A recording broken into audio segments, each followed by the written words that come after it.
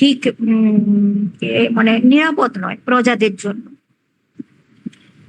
ঠিক তাই হলো, কংসবধের পর তার শ্বশুরমশাই জরাসন্ধ প্রতিশোধ নেবার জন্য নিজের সেনাবাহিনী নিয়ে মথুরাকে ফের আক্রমণ করলেন।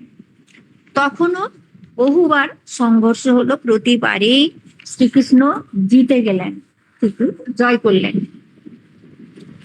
কিন্তু তিনি তখনই বুঝলেন যে দ্বারকা নগরী বা এই মথুরা তার প্রজাদের জন্য একদমই নিরাপদ নয়।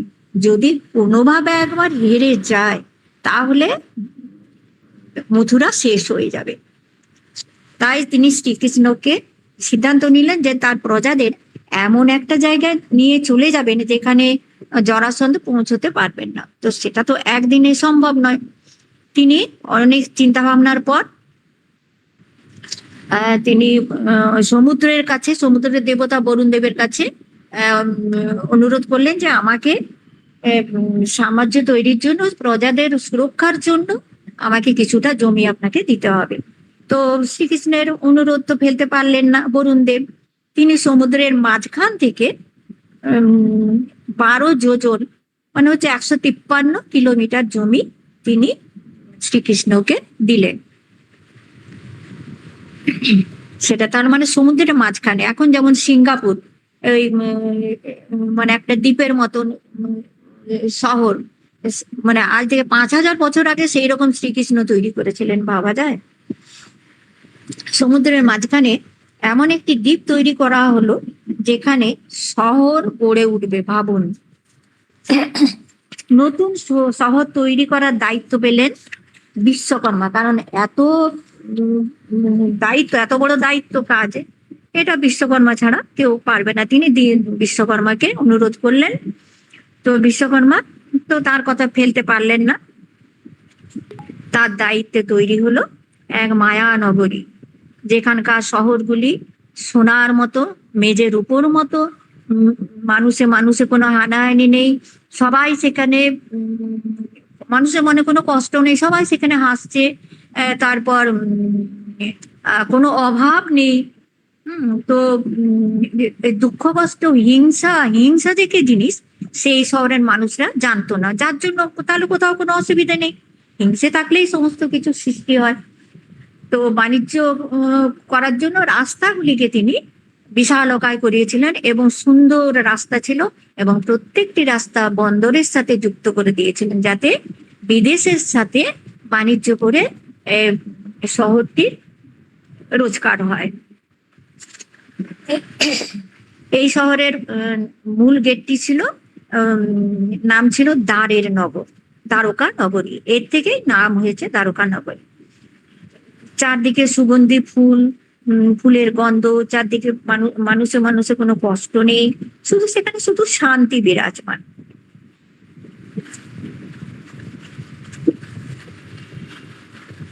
বাস এইটুকুই বললাম, পরের দিন আবার বলবো। আচ্ছা, আর কে বলবেন? যা বলে দিয়েছে তো পুরোটাই বেশ সুন্দর করে, খুব সুন্দর হয়েছে। ওইদিকেই বললাম, আমি এখানটা পড়েছি কিন্তু সুন্দর বলতে পারে, আমি তো ভালো বলতে পারি। দারুণ হয়েছে, না দারুণ। না না, শুনবো শুনবো, সবাইকে শুনবো, সবাই ভালো পারে, সবাই ভালো পারে, একদম বুঝিয়ে বুঝিয়ে বলে, আমার খুব ভালো। না না, সবাই পারে, সবাই পারে। এখন আধুনিক দ্বারকা যেটা হয়েছে সেটা তো মানে ওই দ্বারকাধীশ মন্দির আছে সেখানে, তারপর মানে গুরুত্বপূর্ণ যেগুলো শহর, বেট দ্বারকা বলে একটি আলাদা একটি ইয়ে আছে, শহর আছে ওখানে। তারপর আছে কি গুমতি ঘাট, সেটাও নাকি একটা দেখবার মতো জিনিস। আর কে বলছে? আমি একটু বলছি। হ্যাঁ, বলো বলো। হ্যাঁ, শ্যামলিদি শিউলিদি যা বলে দিয়েছে, আর বিশেষ কিছু তথ্য নেই এই মুহূর্তে। তাও শুনবো, তাও শুনবো। হ্যাঁ, সেটাই। আমিও যেটুকু তথ্য পেয়েছি সেটুকু তথ্য পেয়েছি সেটুকু সবার সাথে শেয়ার করছি। কারণ এই হজলা জ্ঞান ঘাঁটলে নিজের মগজটা একটু ঘেঁটে যায় আর কি। খুঁজে খুঁজে নিজের জ্ঞান একটু উপলব্ধি হয়, কিছুই জানি না এইসব সম্বন্ধে। যাই হোক, হজলাকে অনেক ধন্যবাদ। এইসব নানা রকম টপিক আনছে, আমরা কিছু কিছু অজানা জিনিস জানছি, হয়তো শোনা কিন্তু জানা নেই বা তথ্য সেরকম ভাবে ঘাঁটি নাই। আজকের মূল বিষয় হলো দ্বারকা। এটি হলো গুজরাতের অখা মন্ডল। অখা মন্ডল মানে একটা উপদ্বীপ, যেটা গোমতীর তীরে অবস্থিত। এখানে এই দ্বারকাটা অবস্থিত আর কি। আর এই গোমতী আরও সাগরে পতিত হয়েছে, তাই এই স্থানটিকে বলা হয় গোমতী সঙ্গম। আদি শঙ্করাচার্য অষ্টম শতাব্দীতে সনাতন ধর্ম রক্ষার জন্য ভারতের 4 কোণে 4টি মঠ স্থাপন করেছিলেন। আর এই সারদা পীঠটি হলো এই দ্বারকার অন্যতম 4টি মঠের মধ্যে। দ্বারকায় জাঁকজমকপূর্ণ উৎসব বলতে জন্মাষ্টমী, যেখানে লাখ লাখ লোকের সমাগম হয়, ভক্তদের। এরপরে আসছি এই মন্দিরের চূড়ায়, আমরা ওই যে জগন্নাথ দেবের পুরীর মন্দিরের চূড়ায় যেটা পতাকা দেওয়া থাকে চূড়ায়, সেটা সম্বন্ধে আমরা ওইখানে জেনেছিলাম কিছু কিছু। এই মন্দিরেরও চূড়ায় থাকে বিশাল এক পতাকা। এটিকে আবার দিনে 5 বার পরিবর্তন করা হয়। পতাকাটি তৈরি করতে লাগে 52 গজ কাপড়। প্রচলিত বিশ্বাস আছে এটি দ্বারকার প্রাচীন 52টি যদু বংশীয় রাজ্য বা প্রশাসনিক অঞ্চলের প্রতীক। এই পতাকায় সূর্যচন্দ্রের প্রতীক থাকে, যা বোঝায় যতদিন সূর্যচন্দ্র থাকবে ততদিন শ্রীকৃষ্ণের নাম থাকবে। আমি একটু বর্তমান গবেষণা বিষয়ে 2-1টি তথ্য পেয়েছি, ওটা একটু জানাবো। একদম একদম বলো। একদম। আচ্ছা, আমি জানাচ্ছি। শ্রীকৃষ্ণের শহর কি সমুদ্রের অতলেই? 4000 বছরের পুরনো দ্বারকা খুঁজতে সাগরতলে অভিযান। গবেষকদের মতে দ্বারকার বাস্তব নিদর্শন উদ্ধার করা সম্ভব হলে তা শুধুমাত্র পৌরাণিক ইতিহাসের নয়, ভারতের হারিয়ে যাওয়া এক সমুদ্র গর্ভস্থ নগরীয় অস্তিত্ব প্রমাণ করবে। দ্য ওয়ার্ল্ড ব্যুরোর রিপোর্ট বলছে, প্রায় 2 দশক পর সমুদ্রের অতলে লুকিয়ে থাকা দ্বারকার রহস্য উন্মোচনে নেমেছে ভারতের প্রত্নতাত্ত্বিক সর্বেক্ষণ বিভাগ। পৌরাণিক কাহিনী অনুসারে শ্রীকৃষ্ণের কর্মভূমি ছিল অধুনা গুজরাতের উপকূলে। সেখানে নতুন করে শুরু হয়েছে গবেষণা ও সংরক্ষণের প্রয়াস। দ্বারকার সন্ধানে প্রত্নতত্ত্ব বিভাগের আন্ডার ওয়াটার আর্কিওলজি উইং 5 সদস্যের একটি দল পাঠিয়েছে। অতিরিক্ত মহানির্দেশক অধ্যাপক অলোক ত্রিপাঠীর নেতৃত্বে এই অভিযান শুরু হয়েছে, যেখানে উল্লেখযোগ্যভাবে একাধিক মহিলা প্রত্নতাত্ত্বিকও অংশ নিয়েছেন। 1883 থেকে 1990 সালের মধ্যে চালানো সমীক্ষায় প্রাচীন নগরীর দুর্গা প্রাচীর, পাথরের স্তম্ভ, নোঙর, সেচ ব্যবস্থা নিদর্শন আবিষ্কৃত হয়। 2005 থেকে 2007 সালের মধ্যে শেষবার দ্বারকায় গবেষণা হয়েছিল। এবার নতুন করে দ্বারকার অতলে লুকিয়ে থাকা ইতিহাসের সন্ধানে নেমেছে প্রত্নতত্ত্ব সর্বেক্ষণ বিভাগ। আচ্ছা, গবেষকদের মতে দ্বারকা শুধু পৌরাণিক শহর নয়, এটি ছিল এক সময়ের গুরুত্বপূর্ণ বাণিজ্য কেন্দ্র। সংস্কৃত ভাষায় দ্বারকা শব্দের অর্থ দ্বার বা প্রবেশদ্বার, যা ভারত ও পশ্চিম এশিয়ার মধ্যে বাণিজ্যের পথ খুলে দিয়েছিল। প্রসঙ্গত বলা যায়, 2024 সালে আমাদের প্রধানমন্ত্রী নরেন্দ্র মোদী দ্বারকাধীশ মন্দির দর্শন করেন এবং সমুদ্র গর্ভে স্কুবা ডাইভিং করে দ্বারকার অস্তিত্বের প্রতি শ্রদ্ধা জানান। তিনি বলেছিলেন, আমাদের শাস্ত্রে বর্ণিত দ্বারকার উঁচু প্রাসাদ, সুসজ্জিত প্রবেশদ্বার এবং মহানগরের নিদর্শন প্রত্নতাত্ত্বিক গবেষণাতেও উঠে আসছে।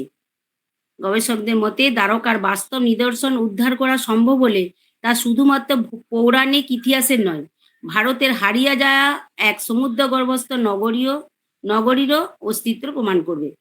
প্রত্নতাত্ত্বিক সর্বেক্ষণ জানাচ্ছে, এই গবেষণা শুধু দ্বারকার নয়, ভারতের সামুদ্রিক ঐতিহ্য সংরক্ষণেও গুরুত্বপূর্ণ ভূমিকা রাখবে। তবে সমুদ্রের অতলে কৃষ্ণের শহর সত্যিই লুকিয়ে আছে কিনা তার উত্তর সময়ই দেবে। এখানেই আমার এটি শেষ হলো। বাহ, যেটুকু একদম বুঝতে পেরেছি। বাহ, হ্যাঁ, ভালো ভালো বর্তমান বলেছো। পর্যন্ত চলে এলাম। হুম, হুম, হুম, একদম একদম। অনেক কিছুই জানতে পারলাম। হুম, সুন্দর। ভাই ভালোই অনেক করেছেন। কিছু জানলাম দ্বারকা সম্বন্ধে। আমাদের আমাদের সঙ্গে ফাল্গুনী স্যার আছেন, স্যার কিছু বলবেন? না, আজকে আমি কিছু বলছিলাম, সব শুনছিলাম, বেশ ভালো লাগলো। এর পরের বারে যোগদান করব। আচ্ছা স্যার, ঠিক আছে। হ্যাঁ স্যার, আপনি মাঝে মাঝে যোগদান করুন, আপনাকে মিস করছি আমরা। হ্যাঁ, হ্যাঁ করবো। আপনার কাছে অনেক জ্ঞান আছে, আমরা সেই জ্ঞান কিছুটা পেতে চাই। আমরা সবাই তো পরস্পরকে এইভাবে সমৃদ্ধ করতেই পারি। হ্যাঁ, একদম এইভাবে। হ্যাঁ, একদম। সেই জ্ঞান আমরা আপনার থেকে কিছু পেতে চাই। আপনি সকল অবশ্যই যোগদান করুন মাঝে মাঝে। হ্যাঁ, হ্যাঁ, আর সবসময় সময় হয় না, তা আমি হ্যাঁ। আজকে শুনলাম। হ্যাঁ, ভালো লাগলো। ঠিক ঠিক। আগামী মঙ্গলবার স্যার আমাদের আবার এই আলোচনায় আমরা বসবো। আপনি আচ্ছা। থাকবেন আর আমাদের দ্বারকা নগরী সম্বন্ধে একদম নতুন নতুন কোনো তথ্য জানাবেন। আজকে মঙ্গলবারের, সামনের মঙ্গলবারের কি এই সময় তো 5টা 15? হ্যাঁ হ্যাঁ হ্যাঁ। ঠিক আছে।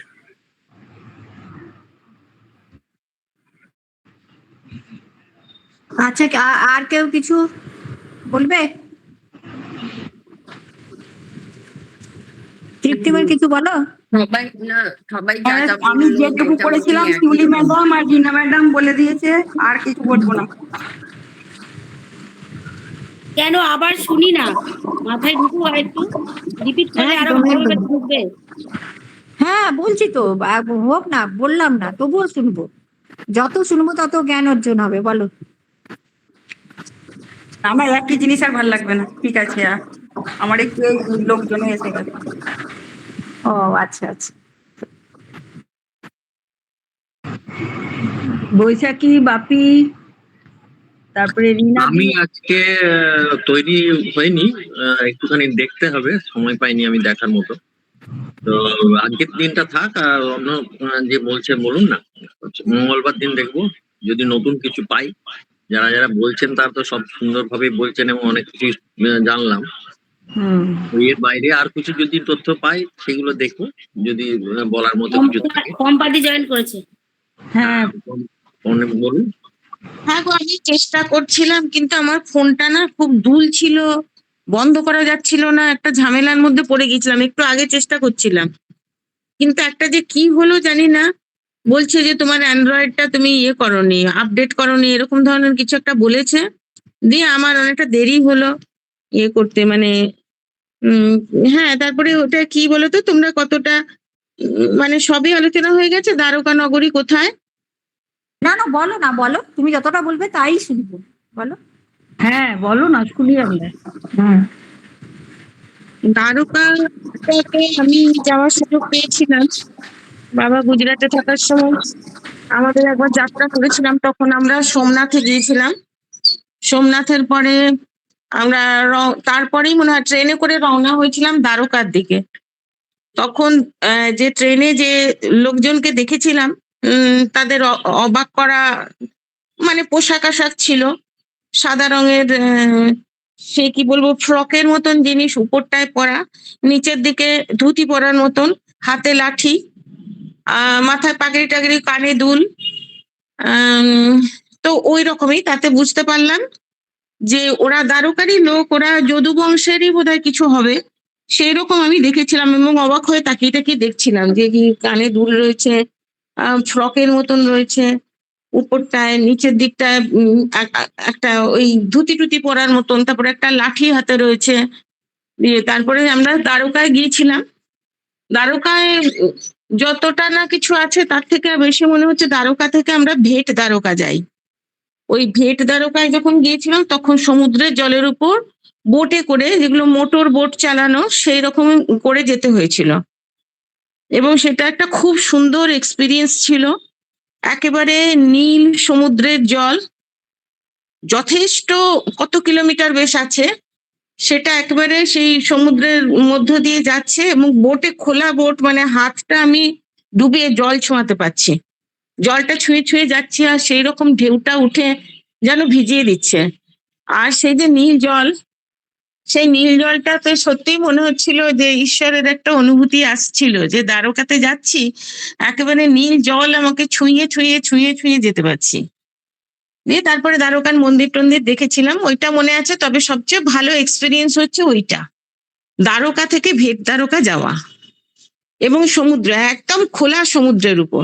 সেইখানে যখন ডাঙায় আমরা যাচ্ছিলাম, যে পাড়ে লাগবে নৌকা আর কি, মানে বোট বলতে মোটর বড় আর কি, অনেক লোকজন আছে।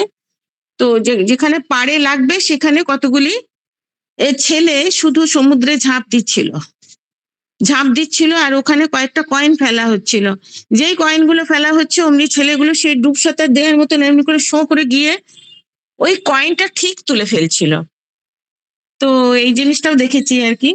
তো ওইটা খুব সুন্দর এক্সপিরিয়েন্স ছিল। এরপরে আমরা প্রভাস পাটনেও গিয়েছিলাম, যেখানে শ্রীকৃষ্ণের মৃত্যুটা হয় আর কি। ওইখানে একটা ইয়ে করা আছে, একটা গাছের মতন আছে, গাছের তলায় শ্রীকৃষ্ণের একটা মূর্তি আছে আর পাটা মেলা অবস্থায় আছে, একটা তীর মারা রয়েছে এবং তাতে রক্ত ঝরছে। ঠিক পায়ের কাছে একজন ব্যাধ বসে রয়েছে আর হাত জোর করে বসে রয়েছে। আর গাছটা ওই রকমই একটা তৈরি করা আছে আর কি। তো সেটা ছিল প্রভাস পাটন, সেই প্রভাস তীর্থ যেটা বলে সেটাই হচ্ছে প্রভাস পাটন। মানে ওই দিকটা আমার একটু তীর্থস্থানগুলো তখন একটু দেখা হয়ে গেছিল, ঠিক হাই সেকেন্ডারির পরে পরে আর কি। তো সবচেয়ে ভালো এক্সপিরিয়েন্স হয়েছে ওইটা, মানে যেন ভগবানকে ছুঁয়ে ছুঁয়ে যাচ্ছ, মানে এত সুন্দর সেইটা, মানে খুব সমুদ্রের কিন্তু সেরকম ঢেউ আর সেই রকম নীল জল একদম। হ্যাঁ, তার আর কি শুনলাম আমি জানি না, পুরোটা তো হলো না আমার শোনা। তারপরে এরকম কারোর যাওয়া আছে ওদিকে? যাইনি গো, তুমি কি সুন্দর বললে। হ্যাঁ, খুব বললে। ভালো বললে।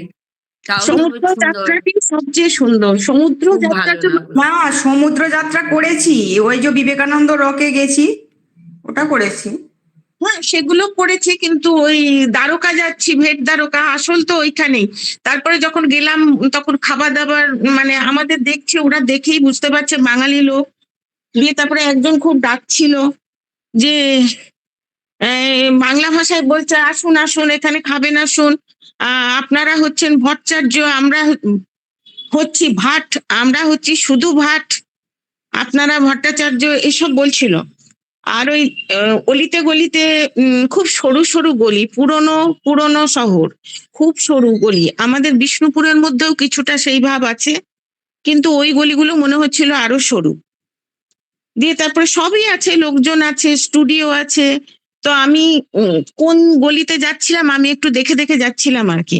তো ফেরার সময় গলি ঘুচি একটু অসুবিধা হচ্ছিল, ওই কোথায় যাচ্ছিলাম ওই গলির মধ্যে দিয়ে। তারপরে আমি বললাম যে না না, এইদিকে এই রাস্তাটা ধরতে হবে। তো আমার বাবা শুনে খুব খুশি হলেন আর কি, যে আমি ওটা বলতে পারছি। আমি তো স্টুডিওটা দেখে রেখেছি, একটা স্টুডিও আছে সেখানে কি সমস্ত ছবি টবি আছে, ওইটা দেখে সেটার পাশ দিয়ে আমি পেরোলাম আর কি।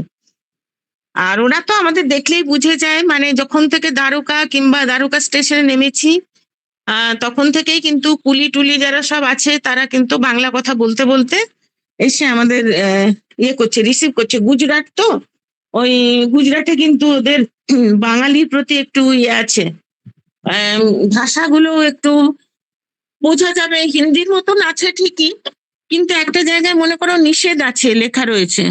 তো ওইখানটায় দেখলাম লেখা আছে মানাইছে, মদ অন্ত নয়াকার হর্ষই ছয়কার। হ্যাঁ, ওই ওরা খুব ছেয়ে করে কথা বলে, ওই জায়গায় দেখলাম যে মনাইছে লেখা আছে। তা আমি বুঝলাম যে এটা মানা আছে মানে নিষেধ আছে। তো এইরকম ভাষার কিছুটা ইয়ে আছে, ওরা কিছু। আর আপো মানে দাও না, এরকম একটা কিছু আছে। যখনই ওদের গুজরাটের কোনো দরজায় দাঁড়ানো হয় তখনই ওরা মানে ওখান থেকে শুধু জলের জায়গাটা নিয়ে আসে, জলের জায়গা নিয়ে এসে গ্লাস ফ্লাস দেয় এবং হাতে ধরিয়ে দিয়ে প্রথম অভ্যর্থনা হচ্ছে জল দেয়া। আমাদের ঘরে ঢোকানো না, প্রথমেই যেন জলটা ওদের দিতে হবে, যেহেতু ওটা মরুভূমির পাশে রয়েছে এবং গুজরাটেও মরুভূমি রয়েছে, জলটা রাখাল আছে।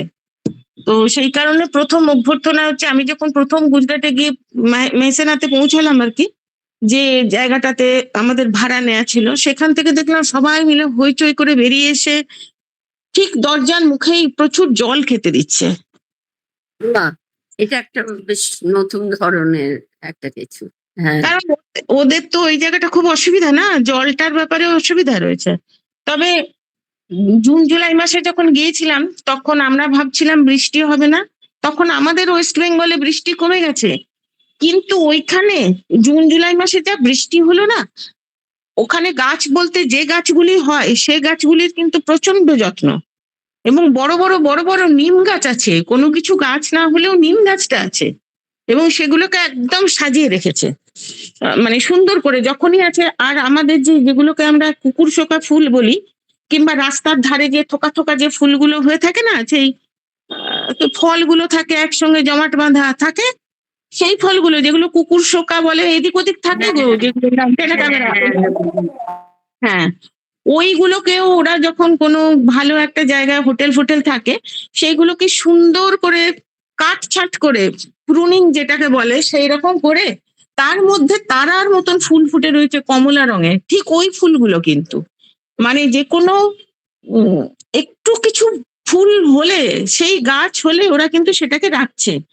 তখন আমার মনে হচ্ছিল যে ওয়েস্ট বেঙ্গলে রুক্ষতা বেড়ে যাবে, এই গুজরাটের দিকে কিন্তু মানে বৃষ্টিটা টেনে আনবে, মানে ওরা যেরকম ভাবে গাছপালা নিয়ে এবং যতটা যত্ন সহকারে করছিল এবং যেরকম বৃষ্টি পড়ছিল, তাতে আমার ওইটাই মনে হচ্ছিল যে আমাদের ওয়েস্ট বেঙ্গলে তো কি জানি ওখানটা শুকনো হয়ে যাচ্ছে, এই দিকটা বোধহয় ইয়ে হয়ে যাচ্ছে, ওইটা মনে হচ্ছে। এখানে তো অট্টালিকার পাহাড় হচ্ছে, কাজেই শুকনো তো হবেই। হ্যাঁ, আর ওইটা তোমাকে 1980 কথা বলছি, 80 সালের কথা, যেই সময়টা আমি গিয়ে ওইটা দেখেছিলাম। আর এই প্রভাস পাঠক এগুলো এত বছর আগেও অত সুন্দর সমস্ত ছিল, মানে ঝোপে ঝাড়ের গাছকেও ফুলকেও ওরা গুছিয়ে সুন্দর করে গুছিয়ে রাখছে, এটাই। আর হচ্ছে যে উটের পাল রাস্তায় চলে, উটের পাল রাস্তায় চলে, মানে এক দল উট চলে, এবং সেইখানে যে কাঁটা গাছগুলো আছে একেবারে পেরেকের মতন কাঁটা, উটের জিভও মোটা, এবং সে কাঁটা গাছগুলো যখন খায় ঝরঝর করে রক্ত পড়লেও কিন্তু চোখ বন্ধ করে খুব আরামের সঙ্গে খেতে থাকে। ওই উটগুলো হ্যাঁ, আরো একটা নিজের রসটাই যে খায় সেটা তো ও বুঝতেই পারে না, ভাবছে কাঁটার যেটা খাচ্ছি সেটা চিবাচ্ছি, ওটাই নিজের যে ওই যে রক্ত বেরিয়ে যাচ্ছে, ওর নিজের রক্তটাই খাচ্ছে কিন্তু। আর ওখানকার যে কাঁটা গাছগুলো, ওই কাঁটা গাছগুলো কিন্তু সাংঘাতিক কাঁটা গাছ। তৃপ্তি বোধহয় কালকেই এই নিয়ে বলছিলে না, উটের কাল তৃপ্তি একটা কি পড়ছিল না, এই নিয়েই বোধহয় পড়ছিল তৃপ্তি কালকে। অষ্টাবক্রমণী কাঁটা গাছ, কাঁটা মানে পেরেকের মতন কাঁটা হবে, এইরকম ধরনের কাঁটা গাছ যেখানে থাকে, ঝোপ থাকে, যা দেখতে পাই আর কি। আরো আরেকটা রাজস্থানেও দেখেছি কাঁটা গাছ সবকিছু আছে, কিন্তু ওই জলের ব্যবস্থাটা এত সুন্দর, কিছুটা রাস্তা যেতে যেতে ছাড়া ছাড়া ওই জলের ব্যবস্থা করা আছে। হ্যাঁ, ওই এটা শুনেই বেশ ভালো লাগলো যে আর রাজস্থানেও তাই, জায়গায় জায়গাতে যাতে মানুষ পিপাসা পেলে জলটা পায় হাতের কাছে। আর আমাদের তো এসব কিছু নেই, জল কিনতে হয় আমাদের বেঙ্গলে। না, তাও আমরা এখানে কিভাবে জলের অপচয় করি, তার মানে ওরা কিভাবে জলটাকে সংরক্ষণ করে সেটাই তার মানে দেখার জিনিস। আমরা তো অপচয় করি, আমাদের এখানে ওয়েস্ট বেঙ্গলে রীতিমতো অপচয় হয়। অপচয় হয়। জলটা যে সোনার থেকে অনেক দামি সেটা আমরা কবে বুঝবো কে জানে। তুমি যদি কারোর কাছে গিয়ে দাঁড়াও, যদি আমরা কাউকে কোনো হেল্পের জন্য দাঁড়াই, তাহলে আমার কাছে কোনটা দামি, সোনাটা না জলটা? কোনো হেল্প করছি কোনো দিক থেকে, কোনটা বেশি মূল্যবান? আমরা মূল্যবান তো দেখছি সোনা কিংবা আমার যেই কাগজের মতন যে জিনিসগুলো আমাদের হাতে আসছে, তাই তো। কিন্তু যখন প্রচন্ড জল তেষ্টা পাচ্ছে, মরে যাব, তখন আমাকে এক তাল সোনা দিয়ে কিছু হবে না, আমার জলটা প্রচন্ড প্রয়োজন, আমরা সেই মূল্যটা বুঝি না। যে ওটা আরো অনেক বেশি দামি। আর কি বলবো ভাবছিলাম একদম তাই, আর একদম তাই। সূর্য এই মন্দিরটা হচ্ছে আধুনিক আধুনিক দ্বারকা বোধহয়। হ্যাঁ, আধুনিক দ্বারকা শুনেছি তো, দ্বারকা এই সমুদ্রের জলে অনেক কিছু পাওয়া গেছে। তো দ্বারকা মন্দির টন্দির দেখেছিলাম, তো আধুনিক দ্বারকা নাকি সেটা কতটা ধ্বংসপ্রাপ্ত, কতটা কি আছে যে ওইটা বেড তো আমি দ্বারকা বললে, ওটা আধুনিক।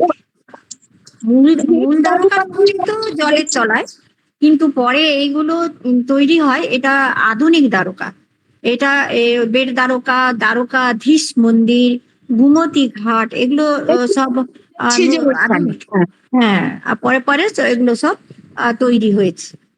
আর ওখানকার মূর্তিদের আমি তাকিয়ে দেখছিলাম, দিয়ে ভাবছি শ্রীকৃষ্ণের দেশের লোকেরা, এবং ওরকম একটা কিছু জাতও বলছে, যদুবংশ কিংবা এই টাইপের একটা কিছু ওই রকম। তখন আমি একটু তাকিয়ে তাকিয়ে দেখছিলাম যে এরা কিরকম জিনিসপত্র, হাতে লাঠি, তারপরে কানে দুল, তারপরে মাথায় পাগড়ি, তারপরে ওই ফ্রকের মতন একটা জামা যেটা গুজরাটিরা অনেকটাই পরে, ওই রকমই তো ড্রেস আমরা মোটামুটি ছবি টবিতে তো ওই রকমই দেখি, একটা জামার মতো মাথায় পাগড়ি দেওয়া, এটাই ওদের ড্রেস ওখানকার।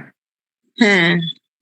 আর সোমনাথে তো হয়তো গেছে অনেকে। সোমনাথের সমুদ্র কিন্তু মানে আমি সোমনাথে পুরো মন্দিরটা না তখনও পাশটাতে না ভাঙা ভাঙা ছিল, এখন তো সব সারিয়ে ঠিক করে নিয়েছে, কিন্তু 1980-তে ওই জায়গাটা কিন্তু পাশেই কিন্তু যে ধ্বংসাবশেষ যেটা সুলতান মাহমুদ এসে এসে করেছিলেন আর কি, ওই করেছি যাই হোক, মানে সুলতান মাহমুদ 17 বার আক্রমণ, তার মধ্যে মানে প্রচন্ড ধ্বংস হয়েছিল, এবং তাতে তার পুরোহিত, তার সমস্ত লোকজন যতজন ছিল প্রত্যেকেই মারা হয়েছিল, এরকম আর কি। আর সোমনাথ মন্দিরের শিব সবকিছু তো ধ্বংস হয়েছিল। তো যেখানে আমি সোমনাথের মন্দিরে আমি শিব দেখতে গেলাম, উপর দিকে একটা সাজানো শিব আছে, কিন্তু ভিতর দিকে না সুড়ঙ্গের মতন চলে যেতে হয় সিঁড়ি দিয়ে, সেইখানে কিন্তু আসল সোমনাথ কিংবা সেই মন্দিরে পুজো টুজো হচ্ছে, ভিড়, এই সব জিনিসগুলো আমি দেখেছিলাম। ওইখানে একটু সেই স্পর্শ করা একটু, তখন না আমার অত ছিল না, মানে আমি যে কি করছি কিংবা কোন জায়গায় এসছি সেটা অতটা রিয়েলাইজেশনের মতন ছিল না। মাধ্যমিকের পরে 2 ক্লাস হচ্ছে, বুঝতে পারছো, তো অতটা রিয়েলাইজেশন আসেনি তখন। ওই যে বেড দ্বারকা বলছে না, ওটা মূল দ্বারকা থেকে 36 কিলোমিটার দূরে একটি ছোট্ট দ্বীপ বলছে ওটিকে। হ্যাঁ, দ্বীপ, ওইটাতে যে যাওয়া 36 কিলোমিটার, 36 কিলোমিটার বোট জার্নি ওই সমুদ্রের উপর নীল জলে, ওইটা প্রচন্ড মানে প্রচন্ড জিনিস আর কি, একটা যে একটা মানে আবার যাই মনে হবে, এমন যে আবার যাই, মানে বিশ্বাস করা হয় যে এখানে ভগবান কৃষ্ণের আসল বাসস্থান ছিল। তিনি তার বাল্যবন্ধু সুদামার কাছ থেকে উপহার গ্রহণ করেছিলেন এই দ্বীপটি, সুদামার কাছ থেকে। হ্যাঁ, তার মানে ছিল ওটা। তার মধ্যে কিছু মন্দির টন্দির হয়তো ছিল, আমি অনেক হিস্ট্রি ওখানে ভুলে গেছি। তারপরে আরো একটা জিনিস দেখেছিলাম আমি, সেটা কি সরস্বতী নদী টদির কাছাকাছি, কচ্ছ কোন দিকটায় গিয়েছিলাম একটু তো সেইখানে না আমি মাটির নিচ থেকে খোঁড়া অনেক ধ্বংসাবশেষ দেখছিলাম, যেগুলো সিঁড়ি সিঁড়ি মতন হয়ে রয়েছে, মানে কি বলবো, চৌকোনো মতন সিঁড়ি মতন, তার নিচে আবার একটা ধাপে সিঁড়ি মতন, চৌকোনো সব হয়ে যাচ্ছে আর কি, কোনো একটা চৌকো জায়গার মধ্যে, তারপরে একটা কুয়ো যেন রয়েছে, এইসব না এটা খনন কার্য করে ওইখানে কিন্তু ওই জিনিসগুলো পাওয়া গেছে। তারপরে আমি ওটা দেখার চেষ্টা করছিলাম যে ওটা কি, একটা নদীও ছিল, সেটাকে সরস্বতী বলছে, কিন্তু ওই সরস্বতী নদীটা সরস্বতী না, সবরমতী, ওই নদীটার কথা বলছিস, শুকনো টুকনো হয়ে গেছে, আগে নাকি কি সব বলি দেওয়া হয়েছিল একটি ছেলেকে, তারপরে জল, কি সব গল্প টল্প আছে পৌরাণিক, কিন্তু ওই যে ধ্বংসাবশেষ গুলো কিন্তু আমি দেখেছি, এবং পরে ওটা ভাবার চেষ্টা করেছি ওটা কোন জায়গা থেকে এলো। তাতে আমার যতটুকু ধারণা হয়েছে, আমাদের এদিকে যে সিন্ধু সভ্যতাটা ছিল, হরপ্পা মহেঞ্জোদারো দিকে ছিল, মহেঞ্জোদারোটা পুরোটাই ওদিকে চলে গেছে, ওই পশ্চিম মানে পাকিস্তানে চলে গেছে, আর হরপ্পার কিছু কি সব বলে কালীবঙ্গান না কি সমস্ত বলে, ওইটার কিছু অংশ কিন্তু গুজরাটের দিকে আছে। তো ওই যে হ্যাঁ, ধ্বংসাবশেষটা, ওটা হতে পারে, হ্যাঁ ঠিক। ওই যে ধ্বংসাবশেষটা পাওয়া যাচ্ছে না মহেঞ্জোদারো না, হরপ্পার কিছু অংশের ওই ধ্বংসাবশেষটা হতে পারে। ওইটা দেখেছিলাম যে ওই কিরকম কুয়ো মতন রয়েছে, চারদিকে ভাঙা ভাঙা পাথর পাথর রয়েছে, ওই রকম একটা সিঁড়ির মতন, মানে স্ট্রাকচার ভালোই, মানে স্ট্রাকচার যে কিছু কিছু পুরনো, এত পুরনো ওটা ভাবার মতো নয় যে 2000 2500 বছর পেরিয়ে গেছে, সেই রকম নয় কিন্তু, মানে সুন্দর আর কি। যেগুলো খুঁড়ে বেরোচ্ছে সেটা হয়তো অনেক নিচে বেরোচ্ছে, মানে খোঁড়া হয়ে গেছে, তো তারপরে আমরা সেই মাঠের মতন জায়গায় পা দিচ্ছি, কিন্তু মাঠের মতন যে জায়গাটায় পা দিচ্ছি এবং ওই স্ট্রাকচার গুলো দেখছি সেগুলো কিন্তু ঢাকা ছিল। তার মানে আমরা নিচে নেমে দেখছি আর কি, মানে তখন কাটা হয়ে গেছে, সেই অবস্থায় আমরা ওইটা দেখেছিলাম যে ওখানে ছিল। এটা কি জানি, এটা ওখানকার ধ্বংসাবশেষ নাকি দ্বারকা নগরী তো এখন খনন কার্য চলছে, মানে উদ্ধার কার্য চলছে, সেটাও হতে পারে। এখন তো ওর তো উদ্ধার কাজ চলছে। এই যে এখন তো মানে কিছু কিছু পেয়েছে, আবার বলছে যে ভারতের প্রত্নতাত্ত্বিকরা বর্তমানে সমুদ্রের নিচে ওই 3D ডিজিটাল ইয়ে লাগছে, স্ক্যানিং আর ইয়ে করছে, রোবোটিক ক্যামেরা বসাচ্ছে, যাতে করে যা যা আছে তলা, সেটা যারা পর্যটকরা যাবে না তারা ওপর থেকে ওটা দেখতে পাবে। আর কিছু কিছু ইয়ে ধ্বংসাবশেষ তোলার চেষ্টা করছে, তো ওগুলোও হতে পারে নাকি। সেই তো, মানে দিনের পর দিন পেরিয়ে চলেছে, আমাদের জীবনে যে কত বছর চলে যাচ্ছে, তো কাজেই এগুলো কিছু থাকবে না তা নয়, থাকারই তো কথা, এত কিছু তো মুছে যাবার কথা নয়, কিছু কিছু তো স্বাক্ষর থেকেই যাবে যে ছিলাম। না ছিল, তার প্রমাণ তো পেয়েছে, যে একটা বড় নগরী, তার প্রমাণ পেয়েছে, কিন্তু যে তোলা হয়েছে কিছু কিছু এরকম, কিছু তোলা হচ্ছে বা কিছু ওখানকার ছবি টবি সব সবাইকে দেখানো হচ্ছে, ছিল তার প্রমাণ তো পেয়েছে। হুম হুম। আর সোমনাথ মন্দিরের ভাঙাটা করা গেছিল, একটা ভাঙা টুকরো ঢিলের মতো নিয়ে এসেছিলাম, ঠিক পাশেই ছিল যেটা আসল সোমনাথ, সেইটা ভগ্নাবশেষ আমি দেখেছি। তার পাশে এখন তো নেই, সেগুলো ওরা সব ঠিক করে দিয়েছে, তার পাশে আসল সোমনাথ হিসেবে আবার নতুন করে স্ট্রাকচার করা হয়েছিল, সেইটারই উপরে সোমনাথ একরকম, নিচের দিকে সুড়ঙ্গ দিয়ে ঢুকে গেলে আরেক রকম সোমনাথ। আর ওই পুরো সোমনাথের পুরো ওই চত্বরটা না একটা কি বলবো, মোটা দেয়াল, প্রচুর মোটা, ক ফুট হবে বলবো মোটাটা, 2.5-3 ফুট হবে, মানে তোমার বেড়টা যেটা দিচ্ছে না, বেড় দিচ্ছে একটা একটা চক্রের মতন গোল করে একটা এরকম বেড় দিচ্ছে পুরো ওই চত্বরটা ঘিরে, এবং ওইখানে যখন ওই বেড়টা দিচ্ছে আমার তো পড়ে যাবার ভয় নেই, এত চওড়া। আমরা সেই পাঁচিলের মতন ওইখানটায় বসছিলাম, বসে দেখছিলাম যে বাইরেটা কিরকম দেখাচ্ছে। বাইরেটা দেখতে গিয়ে দেখলাম সমুদ্র অনেক দূরে নয়, খুব কাছে, মানে কি বলবো, মানে আমাদের বাড়ির বারান্দা যতটুকু হয় সেই রকম লাগছে দেখতে, এই বালির পোর্শনটা যতটুকু বালি, মানে ধুধু বালি নয়, মাত্র ওই বারান্দার মতন একটু চওড়া যেরকম হতে পারে সেই রকম। আর তারপরেই শুরু হচ্ছে উথাল পাথাল, তারপরেই হঠাৎ করে যেন মানে অন্যরকম চেহারা, সেটা কোনো রকম কম কম জলে পা ডুবিয়ে তুমি আস্তে আস্তে ধীরে ধীরে চলে যাবে সে নয়, কেউ নামছেও না। এবং আরেকটা জিনিস হচ্ছে ওইখানে মাঝ ইয়েতে একটা কি কম্পাসের মতন একটা জিনিস, সেই পৃথিবীর মতন করে না, তার মধ্যে অ্যারো দিয়ে একটা জিনিস রাখা ছিল, সেটা উত্তর মেরু আর দক্ষিণ মেরুকে ইয়ে করছিল, দিক নির্দেশ করছিল, যে এই দিকে যদি সোজা চলে যাও তাহলে কিন্তু তুমি উত্তর মেরুতে পৌঁছবে, কিংবা এই দিকে চলে গেলে তুমি দক্ষিণ মেরুতে পৌঁছবে। তার মানে জাহাজ ফাহাজ কিংবা কিছু তারা যাতে ওইদিকে, মানে ওইদিকে কিছু নেই আর কি, উত্তর মেরুর দিকে যাচ্ছে আর কি, পুরো এরকম কিছু একটা ইন্ডিকেশন কিন্তু দেয়া ছিল, ওইখানে একটা ওরকম তীর লাগানো ছিল ওইখানটায়। অত বছর আগে গিয়েছিলে, আবার তোমার এত সুন্দরভাবে মনে আছে, সেটাই অবাক হয়ে যাচ্ছে। কি করে এত মনে আছে গো? বলেছিল আমি লিখিনি, আর আমার খুবই ধারণা ছিল। তোমার এত বছর আগেকার ঘটনা, সেই 12 বলছো যে 12 পাস করার পর, হ্যাঁ মানে 12 এত বছর একার পরীক্ষাটা সব দিয়ে মনে দিয়েছে। রাখাও তো মুশকিল। আমিও ঠিক এই কথাটাই ভাবছি এই মাত্র শিউলি, যে কি পম্পাদি মনে রেখেছে পুঙ্খানুপুঙ্খ ভাবে প্রত্যেকটা জিনিস, সেটাই সব থেকে বড় কথা। সত্যি দারুণ। ও প্রেমটা কি বাবা! আমরা দেখলেও এত সুন্দরভাবে বলতে বোঝাতে পারবো না। না না, আমি তো মনেই রাখতে পারবো না, এখনই দেখে এখনই ভুলে যাবো ওই কম্পাস কোথায় কি, বাবারে ওরে প্রতিটা আর জিনিস। আরেকটা, ওখানে না উথাল পাথাল আরব সাগর, তো বঙ্গোপসাগর তো নয়, এটা তো আরব সাগর। আর পোরবন্দরটা যখন দেখতে গেছিলাম, ওটা গান্ধীজির জন্মস্থান, ওটাতেও কিন্তু উথাল পাথাল সমুদ্র, আরব সাগর। তারপরে ওইখানে বাড়িটাও মানে বোঝা যাচ্ছে এটা বড় লোকের বাড়ি, ধনী ফ্যামিলির একজন মানে সন্তান আর কি। উনি মহাত্মা গান্ধী। তো সেই বাড়িটাতেও, ওনার বাড়িটাও দেখেছিলাম। তো তাতে না পুরোনো ধরনের কাঠগুলো যেরকম মসৃণ হয় না, আমাদের যেমন কাঠগুলো এখন কেটে চেচে সুন্দর একটা স্ট্রাকচার করে, ওইটা একটু এবড়ো খেবড়ো। পুরোনো ধরনের বাড়ি হলে এই যে সে পুরোনো বাড়িতে সেই কপাট দেওয়ার জায়গায় কিরকম থাকতো না, একটা ঘর ঘর করে একটা কাঠের জিনিস গলিয়ে দেওয়া হতো, ওই রকম ধরনের রয়েছে।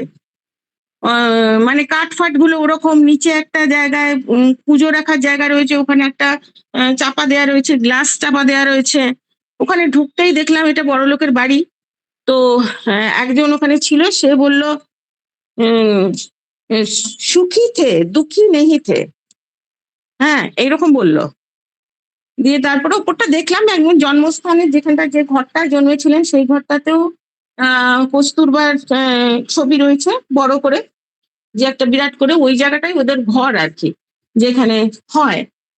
তারপরে পুরো মানে বাড়ি জুড়ে, বিশাল বাড়ি জুড়ে একটা ছোট্ট বারান্দা মতন জায়গা ছিল, যেখানে সাধারণত আমাদের এখানে ওখানে বাড়িতেও থাকে, তাতে মনে হয় বাচ্চা ছেলের পড়ার ঘর, তারপরে একটু বারান্দা, সেই রকমও ছিল। ওটা কি সোমনাথ মন্দিরের ঘটনা বলছো, কাছাকাছি? এটা অন্য জায়গায় চলে গেছে, আমি পোরবন্দরের কথা বলছিলাম যে আরব সাগরটা ওই রকমই উথাল পাথাল, যেখানেই দেখছি আরব সাগর উথাল পাথাল দেখছি। আমাদের বঙ্গোপসাগরের মধ্যে নয় যে কিছুটা যাব এরকম না, পোরবন্দরটা ওই রকমই দেখেছিলাম। আর মহাত্মা গান্ধীর বাড়িটাও বিশাল বড়, এক বিশাল উঠোন, একটা বিশাল ঘর, তাতে তার ওই ব্যারিস্টার হওয়ার পর যে সমস্ত ছবিগুলো ছিল, টাই ফাই পরা, কম একেবারে 6-7 বছর বয়স কিংবা তারও কম বয়স থেকে শুরু করে একদম শেষ পর্যন্ত পুরো ঘরটাতে ওরকম রয়েছে, এইসবগুলো তখন দেখছিলাম। যাই হোক, এটা আমি পোরবন্দরের কথা বললাম, যে গুজরাটের অনেকগুলো জায়গা যাওয়া হয়েছিল তখন, ওই পোরবন্দর। তারপরে সোমনাথটাও ওই যে বললাম যে সামনেই সমুদ্র এবং ওরকম তীর দেওয়া রয়েছে, আমরা ওখানে বসে থাকতে পারছিলাম, এত চওড়া পাঁচিলটা, যেটা এরকম করে বের দিয়ে রয়েছে আর কি, চক্রাকারে যেটা রয়েছে। আর এইটা খুব ভালো যে সুলতান মাহমুদ যে ধ্বংস করে গিয়েছিল, সেটা তো এখন আর কেউ চোখে দেখতে পাবে না, ওইটা আমি চোখে দেখেছিলাম, যে ভাঙা পড়ে রয়েছে, ইট ভাঙা, অনেক কিছু ভাঙা, ধ্বংসাবশেষ একদম পুরো পাশটাতে, ওইটা দেখতে পেয়েছি। আচ্ছা চলো, আজকের একটু সময় শেষ হয়ে আসছে। হ্যাঁ, থ্যাংক ইউ পম্পাদি, অনেক কিছু জানলাম, অনেক কিছু জানতে পারলাম। বাকিটা পরের দিন শুনবো। হ্যাঁ